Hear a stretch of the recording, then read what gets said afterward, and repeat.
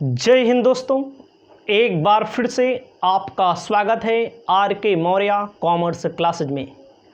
इस क्लास के माध्यम से आपके लिए उपलब्ध करा रहे हैं इनकम टैक्स से संबंधित महत्वपूर्ण बहुविकल्पीय प्रश्न।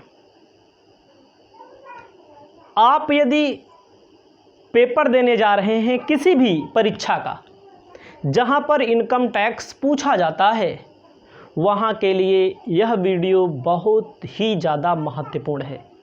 जैसे पेपर होने जा रहा है पीजीटी का, पेपर आप देंगे कभी असिस्टेंट अकाउंटेंट का, पेपर देंगे एमकॉम का, पेपर देंगे बीकॉम का, ठीक है, पेपर देंगे बीबीए का, एमबीए का, इनकम टैक्स कुल पूछा जाता है। तो हमारे पास बुक है, कुछ बहुविकल्पीय प्रश्न आपको यहाँ बताएंगे इस वाइट बोर्ड के माध्यम से, इस वाइट बोर्ड का डायरेक्ट यूज करते हुए, ताकि सबको समझ में आए, समझाया जाए। तो आपको सबसे पहले आपको जानकारी होनी चाहिए।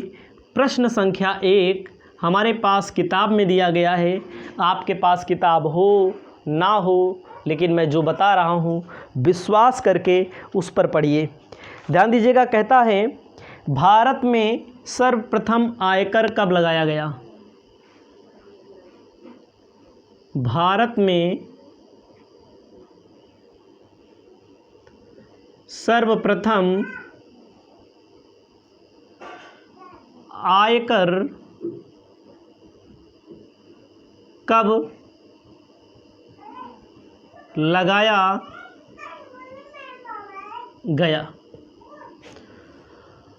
बहुत ज़्यादा पूछा जाता है क्वेश्चन। इस क्वेश्चन का जवाब नहीं है कि कितनी बार पूछा गया है, तो आपको जानकारी होनी चाहिए। उत्तर तो हम बता देंगे, लेकिन उत्तर के पीछे राज भी बताएंगे। 1860 में। कब? सन 1860 में भारत में पहली बार आयकर लगाया गया। क्यों लगाया गया? थोड़ा हिस्ट्री वगैरह भी आपको जानकारी होनी चाहिए। लगाया इसलिए गया क्योंकि 1857 में स्वतंत्रता संग्राम हुआ। स्वतंत्रता संग्राम जब हुआ तो अंग्रेज भारत पर राज करते थे। तो आपको पता है अंग्रेज़ों का गुलाम था भारत। तो बहुत जनधन की हानि हुई। उस हानि को पूरा करने के लिए सर जेम्स विल्सन ने आयकर लगाया।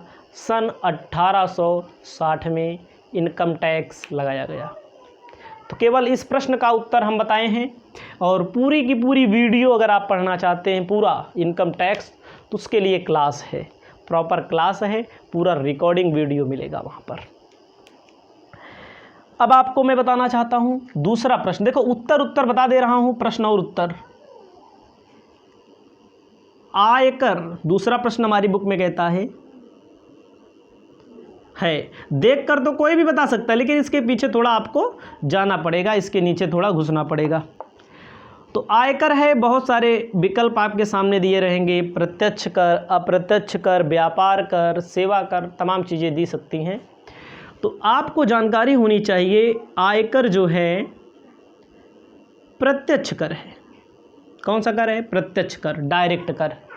और कोई आपसे पूछ ले क्यों है प्रत्यक्ष कर, तो आपको जानकारी होनी चाहिए प्रत्यक्ष कर, आयकर प्रत्यक्ष कर इसलिए है जिस व्यक्ति के ऊपर लगाया जाता है उसी से वसूला भी जाता है। जैसे हमारे ऊपर लगाया गया तो हमसे वसूला जाएगा, आपके ऊपर लगाया गया तो आपसे वसूला जाएगा। इसलिए आयकर प्रत्यक्ष कर है, डायरेक्ट टैक्स है। आपको जानकारी होनी चाहिए। जीएसटी इनडायरेक्ट टैक्स है, ठीक है, जीएसटी इनडायरेक्ट टैक्स है। बिक्री कर इनडायरेक्ट टैक्स है, ठीक है। तो आयकर प्रत्यक्ष कर इसलिए है क्योंकि जो कोई आपसे पूछ ले तो आपको बताना पड़ेगा जिस व्यक्ति के ऊपर लगाया जाता है उसी व्यक्ति से वसूला जाता है, इसलिए आयकर एक प्रत्यक्ष कर है। उसके बाद तीसरा नंबर आपको ध्यान देना है, आयकर की दरें निर्धारित की जाती हैं।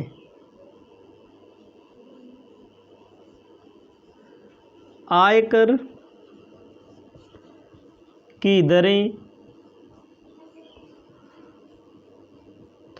निर्धारित की जाती हैं। जो आयकर का रेट है, आयकर का रेट कौन निर्धारित करता है? दिया गया है आयकर अधिनियम द्वारा, वित्त अधिनियम द्वारा, अध्यादेश द्वारा, तो इसमें CBDT की अधिसूचना द्वारा। तो उत्तर पहले लिखते हैं, उत्तर के पीछे हम जाएंगे। ऐसा नहीं कि उत्तर लिख दिए, हम बता दिए, बोल दिए, उसके पीछे राज क्या है। हमारा नाम राजकुमार मौर्य है, वो वाला राज नहीं, उसके पीछे का टॉपिक क्या है। अब कोई भी बता सकता है पढ़ के आयकर प्रत्यक्ष कर है, तो प्रत्यक्ष का मतलब तो बताना पड़ेगा। 1860 में लगाया गया आयकर, तो 1860 के पहले क्या हुआ था, कौन लगाया था, ये सब चीज़ें भी जानकारी होनी चाहिए। आयकर की दरें वित्त अधिनियम द्वारा, किस अधिनियम द्वारा? वित्त अधिनियम द्वारा। ऐसे हमने उत्तर लिख दिया।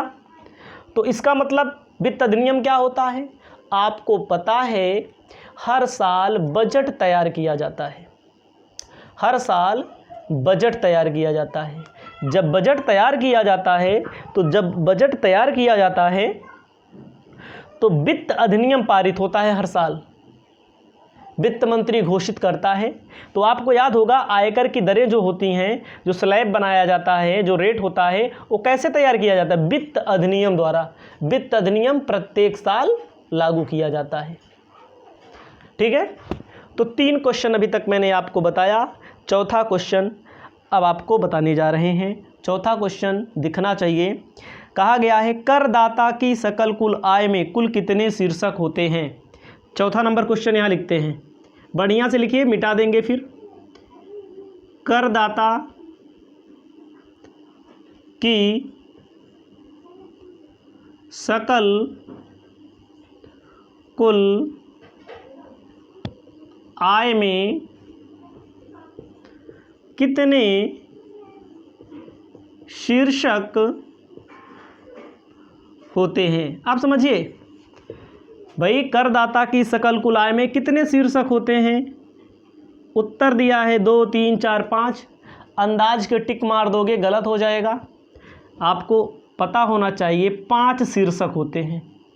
लेकिन भाई लोग, बहन लोग, जो भी हमारा वीडियो देखेंगे, देख रहे होंगे, 5 शीर्षक का नाम जो होता है आपको लाइन से याद करना पड़ेगा। आपको लाइन से जब याद करना पड़ेगा तो लाइन से 5 शीर्षक कौन कौन से होते हैं? वेतन शीर्षक से आए, हिंदी में, अंग्रेजी भी आता है हमको, हिंदी नहीं आता।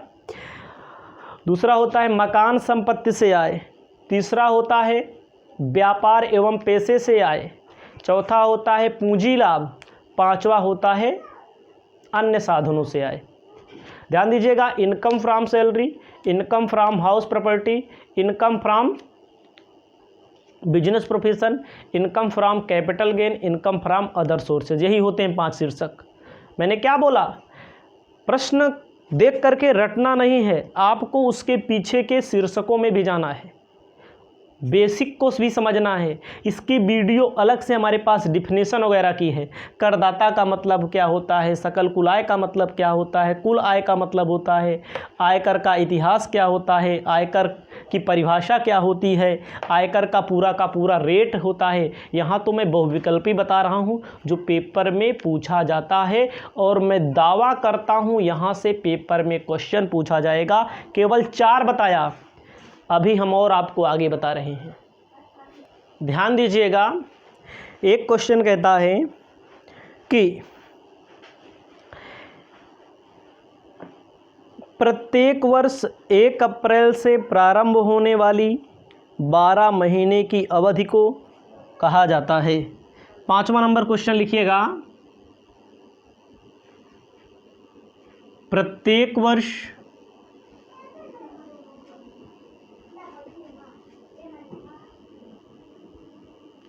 1 अप्रैल से प्रारंभ होने वाली अवधि को 12 महीने की अवधि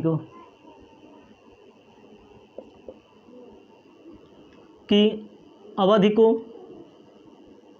कहा जाता है। मतलब वो तारीख होगी 1 अप्रैल, वो तारीख होगी 1 अप्रैल, 1 अप्रैल के 12 महीना जब बीतेगा तो इसमें कहा है गत वर्ष, लेखा वर्ष, वित्तीय वर्ष, कर निर्धारण वर्ष।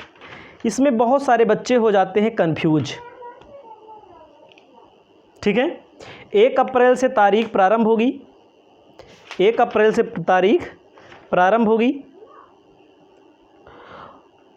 और 12 महीने की अवधि बीतेगी। इसे कहा जाएगा, थोड़ा फिर से पढ़ लें, कर निर्धारण वर्ष। इसे आप वित्तीय वर्ष भी कह सकते हैं, लेकिन इनकम टैक्स के लिहाज से कर निर्धारण वर्ष उत्तर आपका सही होगा, इनकम टैक्स के लिहाज से। ठीक है, क्वेश्चन में कहा गया है आयकर अधिनियम कब पारित किया गया। ध्यान दीजिएगा, आयकर अधिनियम लास्ट में, सबसे लास्ट में जो भी चल रहा है हम लोग का छठा क्वेश्चन, आयकर अधिनियम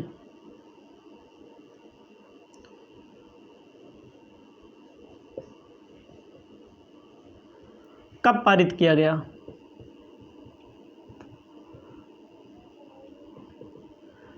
आयकर अधिनियम मेरे भाई लोग अभी जो चल रहा है 1961 में पारित किया गया है, याद रखिएगा, उसी के बेस पे ये सब चल रहा है। और बहुत सारे स्टूडेंट अगर 1860 वगैरह दिया होगा तो 1861 दिया होगा तो वहाँ गलत कर जाएंगे, याद रखिएगा 1961। 7वां क्वेश्चन और 8वां क्वेश्चन हम बता रहे हैं आपको। पेपर में बहुत पूछता है गत वर्ष क्या है। गत वर्ष को अंग्रेजी में प्रीवियस ईयर कहते हैं। ध्यान दीजिएगा, गत वर्ष। ठीक है, आपको यहाँ पर ध्यान देना है, गत वर्ष किसे कहते हैं। गत वर्ष का मतलब प्रीवियस ईयर, प्रीवियस का मतलब होता है पिछला वर्ष। इनकम टैक्स में जैसे कोई व्यक्ति पिछले 1 अप्रैल 2021 से 31 मार्च 2022 के बीच कमाया होगा तो उसे गत वर्ष कहेंगे किसके लिए, 1 अप्रैल 2022 से 31 मार्च 2023 के लिए। ये आपका 8वां प्रश्न बनेगा, बढ़िया समझ लीजिए। कर निर्धारण वर्ष, गत वर्ष का मतलब होता है ये जो 1 अप्रैल से शुरू होता है पिछला वर्ष जो बीत गया। जैसे कोई व्यक्ति 1 अप्रैल 2021 से पैसा कमाएगा, आय कमाएगा, 1 अप्रैल 2021 से कमाएगा 31 मार्च 2022 के बीच में, तो इसे कहेंगे गत वर्ष। जब इसके ऊपर टैक्स का निर्धारण किया जाएगा 22 से 23 के बीच में, तो इसे कहेंगे कर निर्धारण वर्ष।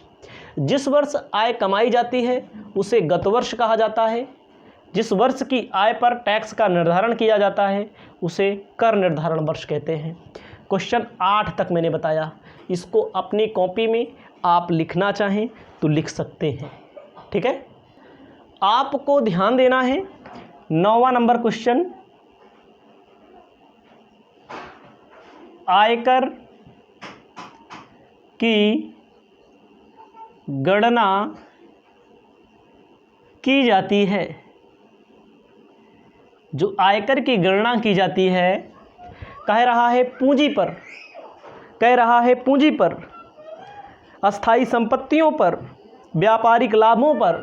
तो आपको कुछ नहीं ध्यान देना है, केवल उत्तर समझिए। आयकर व्यक्तियों की आय पर, आय का मतलब कुल आय पर, आय का मतलब कुल आय पर।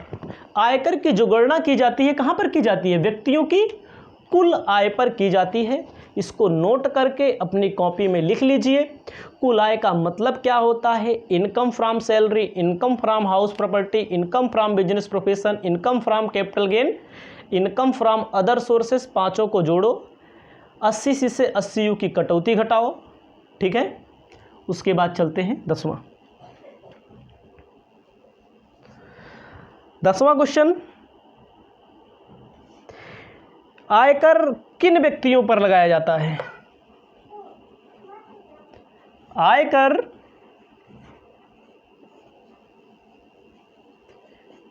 किन व्यक्तियों पर लगाया जाता है?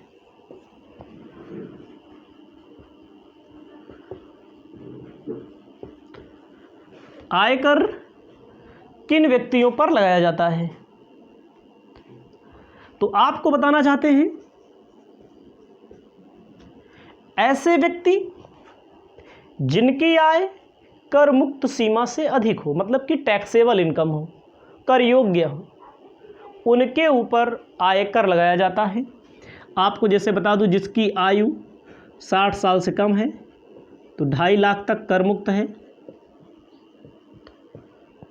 जिनकी उम्र 60 वर्ष से अधिक है, 80 वर्ष से कम है, 3 लाख तक कर मुक्त है।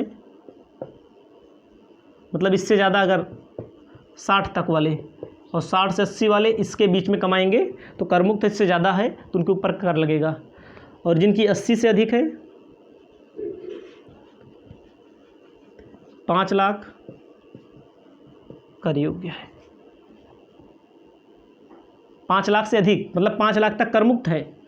याद रखिएगा ये चीज़ें, ऐसा नहीं है कि रट्टू तो तक न रट लाओ भैया, याद रखना पड़ता है। पेपर में क्वेश्चन घुमा घुमा के पूछा जाता है, पलट पलट के पूछा जाता है। रट्टू तोता की तरह अगर पढ़ लेंगे रट लेंगे तो कुछ नहीं होने वाला, हम पहले बता दे रहे हैं।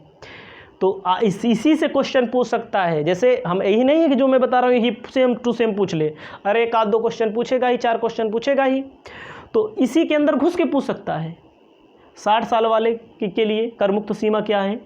2.5 लाख। 60 से 80 वाले के लिए कर मुक्त सीमा क्या है? 3 लाख। 80 से अधिक वाले के लिए कर मुक्त सीमा कितना है? 5 लाख। ध्यान दीजिएगा, आपको ध्यान देना है। क्या लिखना है? कह रहे कर निर्धारण की अवधि होती है, कर निर्धारण की अवधि 1 अप्रैल से लेकर के 31 मार्च होती है, ये बात अलग है। ध्यान दीजिएगा, कह रहे हैं गत वर्ष सदैव समाप्त होता है। देखो, आपके मस्तिष्क में कभी कभी प्रश्न उठता है, गत वर्ष 1 अप्रैल से 31 मार्च जो बीत गया, लेकिन आप जान लीजिए कभी कभी ये होता है, सही है, कब समाप्त होता है? सदैव, हमेशा, हर स्थिति में गत वर्ष 31 मार्च को ही समाप्त होगा। क्यों? जैसे कोई आज दुकान खोले, मान लीजिए आज क्या तारीख है? आज 14 जून है। 14 जून को अगर कोई दुकान खोलता है तो हमारे लिए गत वर्ष क्या होगा इसी साल के लिए? तो हमारे लिए गत वर्ष होगा 14 जून से 31 मार्च, यानी कि कुल मिलाकर के गत वर्ष 14 जून से 31 मार्च बनेगा। आज अगर कोई दुकान खोले, कोई बिजनेस स्टार्ट करे, तो गत वर्ष कब समाप्त होता है? गत वर्ष हमेशा हर स्थिति में 31 मार्च को ही समाप्त होता है। इसको आप याद रखिएगा, अपनी कॉपी में लिख लीजिएगा। ये बेसिक टॉपिक है, ठीक है।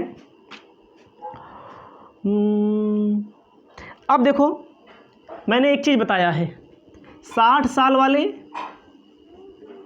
वरिष्ठ नागरिक, याद होना चाहिए आपको। यहाँ से भी क्वेश्चन उठ सकता है, इसको बोलेंगे 60 साल से कम वाले सामान्य नागरिक, 60 वर्ष से कम सामान्य नागरिक, 60 से अधिक 80 से कम वरिष्ठ नागरिक, और 80 से अधिक, ये सब याद होना चाहिए, अति वरिष्ठ नागरिक, ये सब आपका तैयार होना चाहिए, इसको याद रखिएगा, ठीक है। कह रहे हैं आयकर विभाग नियंत्रण में किसके नियंत्रण में होता है? आयकर विभाग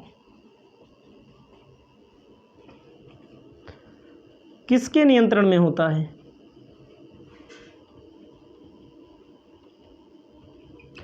आयकर विभाग जो होता है किसके नियंत्रण में होता है? तो इसमें विकल्प दिया है केंद्र सरकार के, केंद्रीय करों का प्रत्यक्ष बोर्ड, राज्य सरकार, कमिश्नर, तमाम चीज़ें दिया गया है। लेकिन आपको जानकारी होनी चाहिए जो आयकर विभाग है, ध्यान दीजिएगा, केंद्र सरकार का विभाग होता है। केंद्र सरकार के वित्त मंत्रालय का एक अलग विभाग होता है। आयकर आईटी इनकम टैक्स डिपार्टमेंट किसका है? इनकम टैक्स डिपार्टमेंट जो है केंद्र सरकार का है। केंद्र सरकार में एक मंत्रालय है वित्त मंत्रालय। वित्त मंत्रालय में एक अलग से विभाग बनाया गया है केंद्रीय करों का प्रत्यक्ष बोर्ड, केंद्रीय करों का प्रत्यक्ष बोर्ड। आयकर विभाग किसके नियंत्रण में काम करता है? केंद्रीय करों के प्रत्यक्ष बोर्ड के रूप में काम करता है। इसको आप अपनी कॉपी में लिख लीजिएगा। आयकर के जन्मदाता कौन है? जन्मदाता मतलब पिता, फाउंडर सर जेम्स विल्सन। आयकर के पिता कौन है? आयकर के जन्मदाता कौन है? सर जेम्स विल्सन आयकर के जन्मदाता हैं, आयकर के पिता हैं। ठीक है, तो मैंने बताया आपको। ठीक है, महत्वपूर्ण ऐसा नहीं है कि हमारे पास आप सोच रहे हो किताब है, किताब से नहीं मतलब किताब से क्वेश्चन निकालना पड़ता है बस। तो आप इसको लिख लीजिए। इसी प्रकार की और भी क्लास हम आपको उपलब्ध कराएंगे। इस वीडियो को यहीं पर हम समाप्त करेंगे, इस क्लास को।